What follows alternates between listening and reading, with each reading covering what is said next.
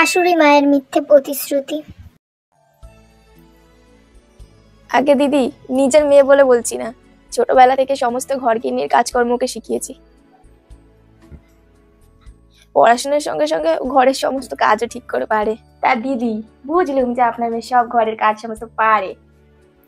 আপনার মেয়েও কিছু বলুক, আপনি এত বলছেন, সংসারটা তো আপনার মেয়েই করবে না দিদি। আরে মা বল। হ্যাঁ, ওই মানে আমি ঘরের সমস্ত কাজকর্মই পারি। ছোটবেলা থেকে মা আমাকে সমস্ত কাজকর্মই শিখিয়েছে। তা বেশ বেশ। তা দিদি, মেয়ে আমাদের খুব পছন্দ হয়েছে। আমার কথা শেষ কথা, আমি যেখানে বাবুর বিয়ে দেবো সেখানেই বাবু বিয়ে করবে। আগে দিদি, আমার মেয়ের একটা আর্জি ছিল। আর্জি? কি আর্জি দিদি? আসলে আমার মেয়ের ইচ্ছা যে বিয়ের পর মানে এই সংসার করতে করতে পড়াশোনাটা চালিয়ে যাবে। পড়াশোনা করতে চায়, আর ও না গান করতে খুব ভালোবাসে। একটু গানের রেওয়াজটা জানি থাকে দিদি, এইটুকু একটু দেখবেন। হ্যাঁ, কোনো সমস্যা নেই, তুমি সকালবেলা ওইটা গানের রেওয়াজ করে নিও। আরে আপনার মাইয়া তো আমারও মাইয়া নাকি?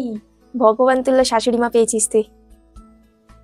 আমি তাহলে একটা ভালো দিন দেখতেছি, তারপর আপনার মেয়ে আমার ঘরের মাইয়া হয়ে যাবে।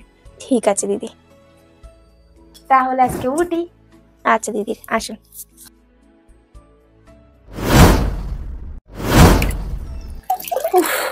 আজকের মতো ঘরের সমস্ত কাজকর্ম মিটে গেল, ঘরও মোছা হয়ে গেছে। যাই, এবার মাকে গিয়ে বলি যে আজকে আমি কলেজের পরীক্ষার জন্য ফর্ম ফিল আপ করতে যাব। তাড়াতাড়ি গিয়ে মাকে বলি, আর বলি রান্নাটা করে নিতে। যাই। মা। হ্যাঁ গো, ছোট বৌমা, কিছু বলবা নাকি? মা, বলছিলাম কি ঘরের সমস্ত কাজকর্ম হয়ে গেছে, ঘর মোছা, কাপড় কাচা, বাসন মাজা, এগুলো সব হয়ে গেছে। বেশ বেশ, ঘরের সব কাজ করে হেলাইছো। বেশ বেশ। মা, বলছিলাম যদি কিছু মনে না করেন, ঘরের সমস্ত কাজ তো আমি করেই ফেলেছি, রান্নাটা আপনি একটু করে নিতে পারবেন? তুমি রান্না না কইরা কোথাও যাবা নাকি? বাপের বাড়িটারি যাবা? না না না না, আমি বাপের বাড়ি যাব না। আসলে আজকে আমার পরীক্ষার ফর্ম ফিল আপ আছে কলেজে। কলেজের ফর্ম ফিল আপ করতে যাবা? হ্যাঁ মা। বৌমা, তোমার মাথায় কি কোনো বোধ বুদ্ধি নাই গো? হ্যাঁ, তোমার বিয়ে থা হয়ে গেছে, এখন তুমি ড্যাং ড্যাং করতে করতে সংসারের সমস্ত কাজকর্ম ফেলায় তুমি কলেজে যাবে পরীক্ষার ফর্ম ফিল আপ করতে। হ্যাঁ, কিন্তু মা আজকে যদি আমি পরীক্ষার ফর্মটা ফিল না করি তাহলে আমি আর পরীক্ষা দিতে পারবো না। পরীক্ষা দিতে পারবে না তো পারবে না, তো কি হয়েছে? কলেজে গিয়ে ঢলাঢলি, এই পোলার সাথে ঢলাঢলি, ওই পোলার সাথে ঢলাঢলি। রান্না বান্না করো। বিয়ের আগে কি কইছি না কইছি সেটা ধইরা বুড়া থাকতে হবে। মা, কি হয়েছে বৌমা? মা, বলছিলাম যে একটা কথা ছিল, আপনি যদি কিছু না মনে করেন তাহলে বলতাম। আবার কি এমন কথা কইবা যেটা শুনে আমার মটকাটা গরম হয়ে যাবে পট কইরা? বলছিলাম যে মা, আপনি তো আমাকে পড়াশোনা করতে দেবেন না। অত ভনিতা না কইরা কি কইতে আইছো সেইটা সরাসরি কও, বুঝলা? ঠিক আছে, আমি পড়াশোনা করব না, আমি মেনে নিলাম, কিন্তু অন্তত আমার গানের রেওয়াজটা আপনি বন্ধ করবেন না মা। গান করতে আমি খুব ভালোবাসি। বৌমা, তোমার কি মাথা কোনো বুদ্ধি শুদ্ধি নাই নাকি গো? হ্যাঁ, কেন মা, কি বললাম আমি এমন? বাড়িতে সৌর দেওর ভাসুর সবাই রয়েছে, আর তুমি কইরা গান গাইবা? হ্যাঁ, তুমি কি মাছ চাষ করতে যাবা বৌমা? মা, এসব কি বলছেন আপনি? শোনো, ওইসব গান বাজনা ছেলেদের বিষয়, ওইসব মেয়েরা করে না। কিন্তু মা, বিয়ের আগে তো আপনি পুরো উল্টো কথা বলেছেন। আমার তো মনে নাই আমি বিয়ের আগে কি কইছি। এখন তোমার বিয়ে হয়ে গেছে, তুমি এই বাড়ির সদস্য, আর আমি এই বাড়ির একজন দিনী। আমার কথা শুনে তোমার চলতে হইবে। বিয়ের আগে অনেক কিছু হয়, বুঝলা? বিয়ের পরে অত কিছু হয় না। যাও দিয়া, মজা হইতেছে জানি। হ্যাঁ হ্যাঁ, আয় তাড়াতাড়ি আয়। মা।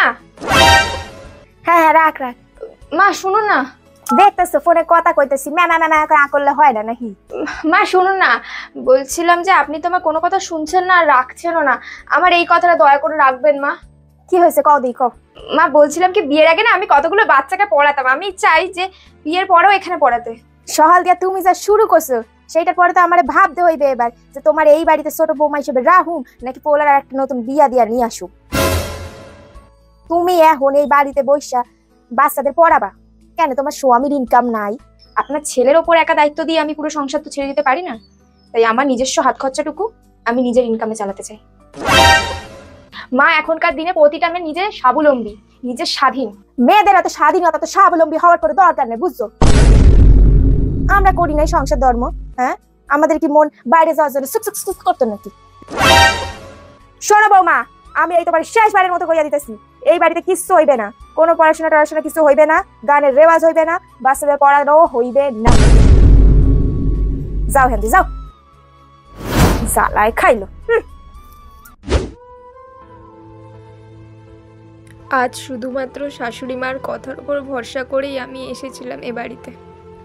ভেবেছিলাম নিজের ভবিষ্যতের দ্বিতীয় অধ্যায় এখান থেকেই শুরু করব, অসুস্থ মায়ের পাশে দাঁড়াবো।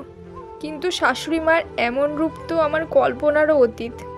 আমার মতো এমনই কত মেয়ের স্বপ্ন হয়তো এই শাশুড়ি মাদের মিথ্যে প্রতিশ্রুতির জন্যই এই চার দেওয়ালের মধ্যে দম বন্ধ হয়ে মারা যায়।